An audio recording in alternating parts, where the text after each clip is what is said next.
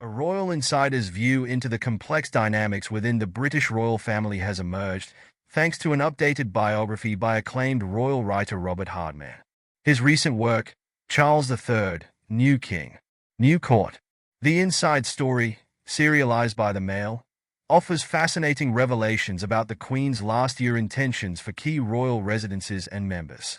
This updated edition sheds light on Queen Elizabeth II's plans regarding Frogmore Cottage, the strained relationship between King Charles and Prince Andrew, and ongoing tensions with the Duke and Duchess of Sussex. The newly added chapters provide insight into the Queen's pragmatic approach toward finances, her desire to streamline the royal household, and the ongoing difficulties with the family's younger generation. Here, we delve into the pivotal moments, lingering issues, and consequential decisions that continue to shape the royal family. Thank you so much for watching this video. Please subscribe to my channel. The Queen's intentions for Frogmore Cottage and Royal Lodge. Queen Elizabeth II's approach to royal property management underscored her pragmatic understanding of the monarchy's financial reality. Hardman's updated biography reveals that one of her final plans involved ending Prince Harry and Meghan Markle's lease at Frogmore Cottage, redirecting the residence to another royal family member in need of downsizing, her second son, Prince Andrew, Duke of York. According to Hardman, the Queen had observed escalating costs linked to maintaining both Frogmore Cottage and the Duke's longtime residence, Royal Lodge. Sources close to the palace indicate that the Queen's decision was primarily financial. Had she lived another year, Prince Andrew, would have been out, a former advisor to the Queen confirmed. The high cost of maintaining Royal Lodge made it increasingly unsustainable, particularly as the Duke no longer actively represents the Crown. Instead, Frogmore Cottage, a 5-bedroom home within Windsor Castle's secure Ring of Steel, seemed an ideal compromise. Interestingly, Prince Andrew's objections to the downsizing sparked tension within the family. Royal Lodge, formerly the home of the Queen Mother, holds personal significance for Andrew, who reportedly viewed any relocation as a profound demotion. Despite being stripped of official duties, patronages, and public Her Royal Highness usage due to his controversial association with Jeffrey Epstein, Andrew has insisted on retaining his long-standing lease at Royal Lodge. His stance, however, appears to have now backfired as King Charles has responded by cutting Andrew's annual personal allowance, a move that underscores the monarch's intention to reform the royal household. King Charles calls Andrew's bluff on Royal Lodge. With the Queen's passing in September 2022, King Charles III assumed the responsibility of implementing certain changes his mother may not have had time to finalize.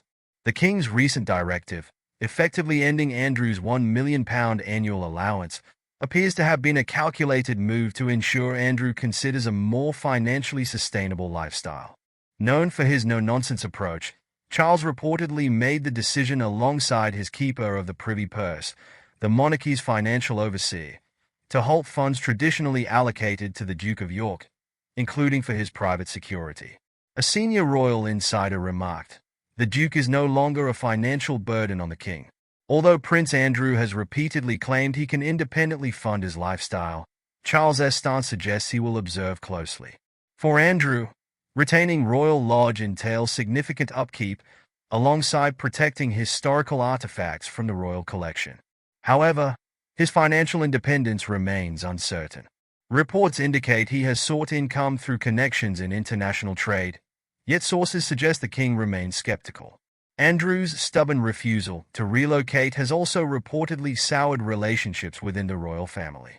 His steadfastness, described by some insiders as a form of high-stakes poker, reflects a persistent desire to cling to past privileges. Nevertheless, King Charles's patience appears finite. As Hardman's biography suggests, the King may ultimately insist on a more permanent relocation to Frogmore Cottage, viewing it as a suitable alternative aligned with the monarchy's evolving structure and resources. Prince Harry's security battle drives father and son further apart. Hardman's biography also sheds light on the estranged relationship between King Charles III and Prince Harry, Duke of Sussex. Since stepping back from royal duties in 2020, Harry has consistently challenged the Home Office's decision to withdraw his state-funded security.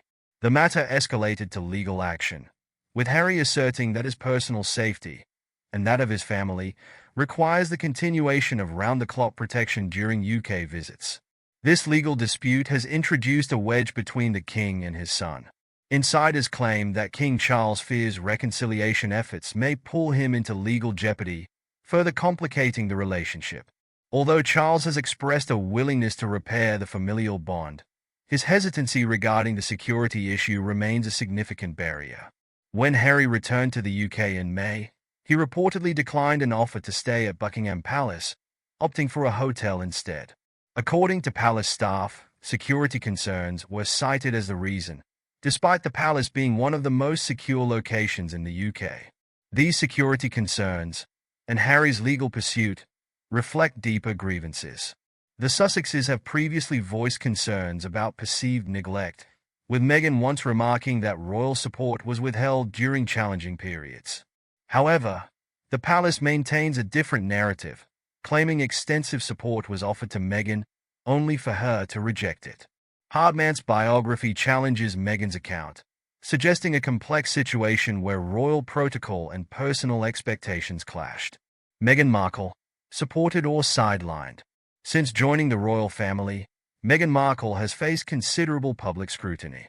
In interviews, the Duchess of Sussex has implied a lack of support from the monarchy, likening her experience to being thrown to the wolves.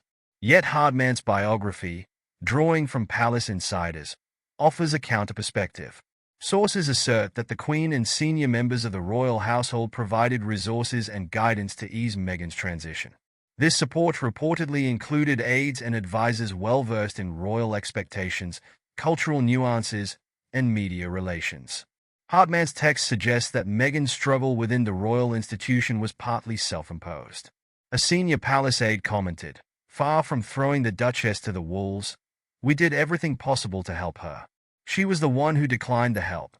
This revelation underscores the internal struggle between adapting to royal customs and retaining individual identity, a tension that ultimately drove a wedge between Meghan and the monarchy. The Duke and Duchess's decision to step back from royal duties in early 2020 continues to influence their relationship with the rest of the family.